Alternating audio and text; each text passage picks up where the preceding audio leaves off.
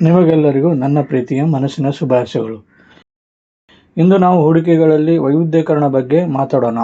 ಇಂಗ್ಲಿಷ್ನಲ್ಲಿ ಹೇಳಿದರೆ ಇದನ್ನು ಡೈವರ್ಸಿಫಿಕೇಶನ್ ಎಂದು ಕರೆಯುತ್ತಾರೆ. ಏನಿದೆ ಇದು ವೈವಿಧ್ಯೀಕರಣ? ಯಾಕೆ ಅದು ಮುಖ್ಯ? ಹೇಗೆ ಮಾಡಬೇಕು? ಮತ್ತು ವೈವಿಧ್ಯೀಕರಣದಿಂದ ಆಗುವ ಪ್ರಯೋಜನಗಳು? ಇಂತಹ ಪ್ರಶ್ನೆಗಳಿಗೆ ಇಂದು ನನ್ನ ವಿಡಿಯೋದಲ್ಲಿ ಉತ್ತರ ಕಂಡುಕೊಳ್ಳೋಣ.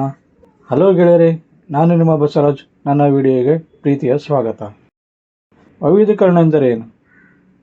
ಏನಿದು ಡೈವರ್ಸಿಫಿಕೇಶನ್? ವೈವಿಧ್ಯೀಕರಣ ಎಂದರೆ ನಿಮ್ಮ ಹೂಡಿಕೆಗಳನ್ನು ಒಂದೇ ಬುಟ್ಟಿಯಲ್ಲಿ ಇಡದೆ ಬೇರೆ ಬೇರೆ ಬುಟ್ಟಿಯಲ್ಲಿ ಹಾಕುವುದು. ಅಂದರೆ ಷೇರುಗಳು, ಚಿನ್ನ, ರಿಯಲ್ ಎಸ್ಟೇಟ್, ಬ್ಯಾಂಕ್ ಠೇವಣಿ ಇತ್ಯಾದಿ ಒಂದಲ್ಲ ಹಲವಾರು ಹೂಡಿಕೆಗಳನ್ನು ಆಯ್ಕೆ ಮಾಡುವುದು. ಏಕೆಂದರೆ ಒಂದು ಹೂಡಿಕೆ ಕುಸಿದರೂ ಇನ್ನೊಂದು ಏರುತ್ತದೆ. ಹೀಗಾಗಿ ನಿಮ್ಮ ಒಟ್ಟಾರೆ ಹಣ ಉಳಿಯುತ್ತದೆ, ಲಾಭವು ನಿರೀಕ್ಷಿಸಬಹುದು. Y diversification required? ವೈವಿಧ್ಯೀಕರಣ ಹೂಡಿಕೆದಾರರಿಗೆ ಏಕೆ ಮುಖ್ಯ? ನೀವು ಹೂಡಿಕೆದಾರರಾಗಿದ್ದರೆ ವೈವಿಧ್ಯೀಕರಣ ನಿಮ್ಮ ಹೂಡಿಕೆಗಳನ್ನು ರಕ್ಷಿಸಲು ಮತ್ತು ನಿಮ್ಮ ದೀರ್ಘಾವಧಿ ಕಾಲಿನ ಹಣಕಾಸಿನ ಗುರಿಗಳನ್ನು ಸಾಧಿಸಲು ಅತ್ಯಂತ ಪ್ರಮುಖವಾದ ತಂತ್ರಗಳ ಒಂದಾಗಿದೆ.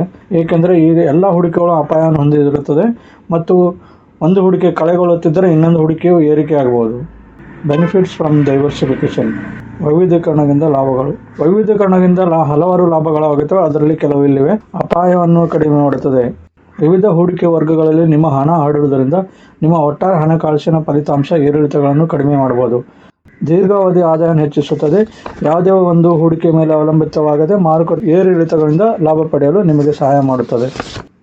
ಮಾನಸಿಕ ಒತ್ತಡವನ್ನು ಕಡಿಮೆ ಮಾಡುತ್ತದೆ. ನಿಮ್ಮ ಹೂಡಿಕೆಗಳು ಹೆಚ್ಚು ವೈವಿಧ್ಯವಾದಷ್ಟು ಯಾವುದೇ ಒಂದು ಹೂಡಿಕೆಯ ಕುಸಿತ ಬಗ್ಗೆ ನೀವು ಚಿಂತಿತರಾಗಬೇಕಿಲ್ಲ. ಹೆಚ್ಚಿನ ಲಾಭದ ಅವಕಾಶ. ಒಂದೇ ಆಸ್ತಿಯಲ್ಲಿ ಹಣ ಹಾಕಿದರೆ ಲಾಭದ ವ್ಯಾಪ್ತಿಯು ಸೀಮಿತವಾಗುತ್ತದೆ. ಡೈವರ್ಸಿಫಿಕೇಶನ್ ಬೇರೆ ಬೇರೆ ಆಸ್ತಿಗಳ ಲಾಭದ ಸಾಧ್ಯತೆಯನ್ನು ಬೆಳೆಸಿಕೊಳ್ಳಲು ಅವಕಾಶ ನೀಡುತ್ತದೆ. ಇದರಿಂದಾಗಿ ನಿಮ್ಮ ಒಟ್ಟಾರೆ ಲಾಭ ಹೆಚ್ಚಾಗುತ್ತದೆ. How we can do diversification? Diversification ಅನ್ನು ಹೇಗೆ ಅನುಷ್ಠಾನಕ್ಕೆ ತರಬಹುದು? ನಿಮ್ಮ ಆಸ್ತಿ ವರ್ಗೀಕರಣ. ನಿಮ್ಮ ಒಟ್ಟಾರೆ ಹೂಡಿಕೆಗಳನ್ನು ಷೇರುಗಳು, ಬಾಂಡ್ಗಳು, ರಿಯಲ್ ಎಸ್ಟೇಟ್, ಗೋಲ್ಡ್ ಮತ್ತು ಇತರ ಆಸ್ತಿಗಳ ವರ್ಗಗಳಲ್ಲಿ ಹಂಚಿ. ಕೈಗಾರಿಕೆ ವೈವಿಧ್ಯತೆ. ಒಂದೇ ಕೈಗಾರಿಕೆಗೆ ಸೀಮಿತವಾಗದೆ ಬೇರೆ ಬೇರೆ ಕೈಗಾರಿಕೆಗಳಿಗೆ ಹೂಡಿಕೆ ಮಾಡಿ. ಉದಾಹರಣೆಗೆ IT, ಔಷಧ, FMCG, ಬ್ಯಾಂಕಿಂಗ್ ಹೀಗೆ ಇತ್ಯಾದಿಗಳಲ್ಲಿ ಹೂಡಿಕೆ ಮಾಡಿ. ಕಂಪನಿ ವೈವಿಧ್ಯತೆ. ಒಂದೇ ಕಂಪನಿಯಲ್ಲಿ ಹೆಚ್ಚು ಹಣ ಸುರಿಯದೆ ಬೇರೆ ಬೇರೆ ಕಂಪನಿಗಳಲ್ಲಿ ಹಂಚಿ. ಇದರಿಂದ ಒಂದು ಕಂಪನಿಯ ಕುಸಿತ ಒಟ್ಟಾರೆ ನಿಮ್ಮ ಹೂಡಿಕೆಯ ಮೇಲೆ ಗಂಭೀರ ಪರಿಣಾಮ ಬೀರುವುದಿಲ್ಲ. ಭೌಗೋಳಿಕ ವೈವಿಧ್ಯತೆ. ಭಾರತದ ಮಾರುಕಟ್ಟೆಗಷ್ಟೇ ಸೀಮಿತವಾಗದೆ ಅಂತಾರಾಷ್ಟ್ರೀಯ ಮಾರುಕಟ್ಟೆಗಳಲ್ಲಿ ಹೂಡಿಕೆ ಮಾಡಿ. ಇದರಿಂದ ಒಂದು ದೇಶದ ಆರ್ಥಿಕ ದುಸ್ಥಿತಿಯಲ್ಲೂ ನಿಮ್ಮ ಹೂಡಿಕೆ ಕುಗ್ಗಿಸುವುದಿಲ್ಲ. ಇದನ್ನು ಇನ್ನೂ ಸಿಂಪಲ್ ಆಗಿ ಎಕ್ಸ್ಪ್ಲೈನ್ ಮಾಡೋದಾದರೆ, ಬೇರೆ ಬೇರೆ ಉದ್ಯಮಗಳಿಗೆ ಹೂಡಿಕೆ ಮಾಡಿ. ಫಾರ್ಮಾ ಷೇರುಗಳ ಜೊತೆ ಟೆಕ್ ಕಂಪನಿಯ ಷೇರುಗಳು ಹಿಡಿದರೆ ಒಂದು ಉದ್ಯಮ ಕುಸಿದರೂ ಇನ್ನೊಂದು ಇರುತ್ತದೆ. ಬೆಳೆಯುತ್ತಿರುವ ಹೊಸ ಕಂಪನಿಗಳ ಜೊತೆ ಈಗಾಗಲೇ ಸ್ಥಿರವಾಗಿರುವ ಕಂಪನಿಗಳ ಷೇರುಗಳನ್ನು ಹಿಡಿದರೆ ಒಂದು ಕಂಪನಿ ನಷ್ಟ ಕೊಟ್ಟರೂ ಇನ್ನೊಂದು ಲಾಭ ತಂದು ಕೊಡ್ತದೆ. ರಿಲಯನ್ಸ್ನಂತಹ ಲಾರ್ಜ್ ಕ್ಯಾಪ್ ಷೇರುಗಳ ಜೊತೆ ಸಣ್ಣ ಕಂಪನಿಗಳ ಷೇರುಗಳಿದ್ದರೆ ದೊಡ್ಡ ಕಂಪನಿ ಸುರಕ್ಷಿತವಾಗಿದ್ದರೆ ಸಣ್ಣ ಕಂಪನಿ ಹೆಚ್ಚಿನ ಲಾಭ ತಂದುಕೊಡ್ಬೋದು. ಭಾರತದ ಕಂಪನಿಗಳ ಷೇರುಗಳ ಜೊತೆ ಅಮೆರಿಕ ಅಥವಾ ಜಪಾನ್ ಕಂಪನಿಗಳ ಷೇರುಗಳಿದ್ದರೆ ಒಂದು ದೇಶದ ಆರ್ಥಿಕ ಕುಸಿದರೂ ಇನ್ನೊಂದು ದೇಶದ ಲಾಭ ತಂದುಕೊಡುತ್ತದೆ. ಸುರಕ್ಷಿತವಾದ ಬ್ಯಾಂಕ್ ಠೇವಣಿ ಜೊತೆ ರಿಯಲ್ ಎಸ್ಟೇಟ್ ಅಥವಾ ಚಿನ್ನದ ಹೂಡಿಕೆಯನ್ನು ಮಾಡಿದರೆ ಒಂದು ಸುರಕ್ಷಿತವಾದರೆ ಇನ್ನೊಂದು ಹೆಚ್ಚಿನ ಲಾಭ ತಂದುಕೊಡ್ಬೋದು. ಒಂದು ಸಣ್ಣ ಟಿಪ್. ಕಾಲಕ್ರಮೇಣ ಮಾರುಕಟ್ಟೆ ಬದಲಾಗುತ್ತದೆ. ಹೀಗಾಗಿ ನಿಮ್ಮ ಹೂಡಿಕೆ ಹಂಚಿಕೆಯನ್ನು ಮರು ಹೊಂದಾಣೆ ಮಾಡುವುದು ಮುಖ್ಯ. ವಯಸ್ಸು ಮತ್ತು ಅಪಾಯದ ಸಹಿಷ್ಣುತೆ ಆಧಾರದ ಮೇಲೆ ವೈವಿಧ್ಯೀಕರಣ. ಯುವಕರು ಹೆಚ್ಚಿನ ಅಪಾಯವನ್ನು ತೆಗೆದುಕೊಳ್ಳಲು ಸಾಧ್ಯವಾಗುತ್ತದೆ. ಏಕೆಂದರೆ ಅವರಿಗೆ ಹೆಚ್ಚಿನ ಸಮಯವಿರುತ್ತದೆ ತಮ್ಮ ಹೂಡಿಕೆಗಳನ್ನು ಬೆಳೆಯಲು. ಆದುದರಿಂದ ಯುವಕರಿಗೆ ಷೇರುಗಳಲ್ಲಿ ಹೆಚ್ಚಿಗೆ ಹೂಡಿಕೆ ಮಾಡುವುದು ಸೂಕ್ತ. ಯಾಕಂದರೆ ಷೇರುಗಳು ಲಾಂಗ್ ಟರ್ಮ್ನಲ್ಲಿ ಹೆಚ್ಚು ಲಾಭದ ಸಾಮರ್ಥ್ಯವನ್ನು ಹೊಂದಿದೆ. ಮಧ್ಯವಯಸ್ಕರಿಗೆ ಕೆಲವು ವರ್ಷಗಳಿವೆ ತಮ್ಮ ಹೂಡಿಕೆಯನ್ನು ಬೆಳೆಯಲು. ಅವರು ನಿವೃತ್ತಿಯನ್ನು ಸಹ ಆರಂಭಿಸಲು ಪ್ರಾರಂಭಿಸುತ್ತಾರೆ.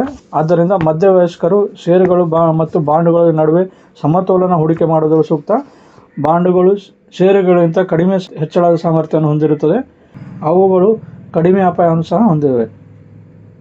ವೃದ್ಧರು ನಿವೃತ್ತಿಯನ್ನು ಆನಂದಿಸಲು ಸಿದ್ಧರಾಗಿರುತ್ತಾರೆ. ಹಾಗಾಗಿ ವೃದ್ಧರು ತಮ್ಮ ಹೂಡಿಕೆಗಳ ಸ್ಥಿರ ಆದಾಯವನ್ನು ಗಳಿಸಲು ಇಷ್ಟಪಡುವುದರಿಂದ ವೃದ್ಧರಿಗೆ ಬಾಂಡ್ ಮತ್ತು ರಿಯಲ್ ಎಸ್ಟೇಟ್ ಅಥವಾ ಚಿನ್ನದಂತಹ ಇತರ ಸುರಕ್ಷಿತ ಹೂಡಿಕೆಗಳಲ್ಲಿ ಹೆಚ್ಚು ಹೂಡಿಕೆ ಮಾಡುವುದು ಸೂಕ್ತವಾಗಿದೆ. ನಿಮ್ಮ ಅಪಾಯದ ಸಹಿಷ್ಣುತೆಯನ್ನು ಅರ್ಥ ಮಾಡಿಕೊಳ್ಳುವುದು ಮುಖ್ಯ. ನೀವು ಎಷ್ಟು ಅಪಾಯವನ್ನು ತೆಗೆದುಕೊಳ್ಳಲು ಸಿದ್ಧರಿದ್ದೀರಿ ಎಂಬುದು ನಿಮಗೆ ಗೊತ್ತಿರಬೇಕು.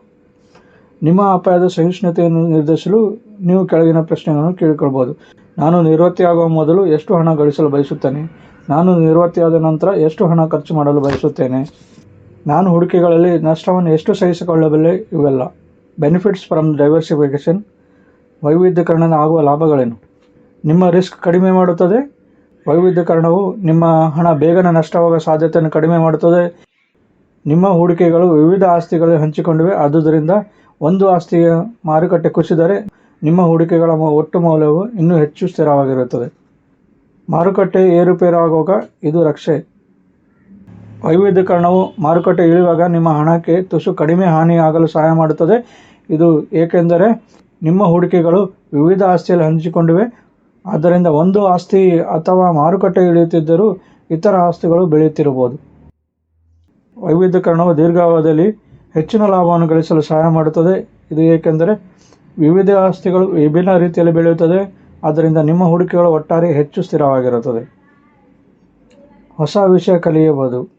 ವೈವಿಧ್ಯೀಕರಣವು ಹೊಸ ಕಂಪನಿಗಳ ಬಗ್ಗೆ ತಿಳಿದುಕೊಳ್ಳಲು ಆಸಕ್ತಿದಾಯಕವಾಗಬಹುದು. ಇದು ನಿಮ್ಮ ಹಣಕಾಸು ಜ್ಞಾನವನ್ನು ವಿಸ್ತರಿಸಲು ಮತ್ತು ಹೂಡಿಕೆಗಳಲ್ಲಿ ಉತ್ತಮ ನಿರ್ಧಾರಗಳನ್ನು ತೆಗೆದುಕೊಳ್ಳಲು ನಿಮಗೆ ಸಹಾಯ ಮಾಡುತ್ತದೆ. ಲಿಮಿಟೇಷನ್ ಇನ್ ಡೈವರ್ಸಿಫಿಕೇಷನ್. ಡೈವರ್ಸಿಫಿಕೇಷನ್ನಲ್ಲಿರುವ ಮಿತಿ. ನಿಮ್ಮ ರಿಟರ್ನ್ಸ್ ನಿಧಾನವಾಗುವುದು. ಷೇರು ಹೂಡಿಕೆಗಳು ದೀರ್ಘಾವಧಿ ಹೂಡಿಕೆಗಳಾಗಿವೆ. 1-2 ತಿಂಗಳಲ್ಲಿ ದೊಡ್ಡ ಲಾಭ ಖಂಡಿತ ನಿರೀಕ್ಷಿಸಬೇಡಿ. ಹೆಚ್ಚಿನ ಸಮಯ ಬೇಕಾಗಬಹುದು. ನಿಮ್ಮ ಪೋರ್ಟ್ಫೋಲಿಯೋನಲ್ಲಿ ಹೆಚ್ಚು ಷೇರುಗಳು ಆಯ್ಕೆ ಮಾಡಲು, ಖರೀದಿ ಮಾಡಲು ಮತ್ತು ನಿರ್ವಹಿಸಲು ಸಮಯ ಸ್ವಲ್ಪ ಜಾಸ್ತಿ ಬೇಕಾಗಬಹುದು. ಹೆಚ್ಚು ಖರ್ಚು.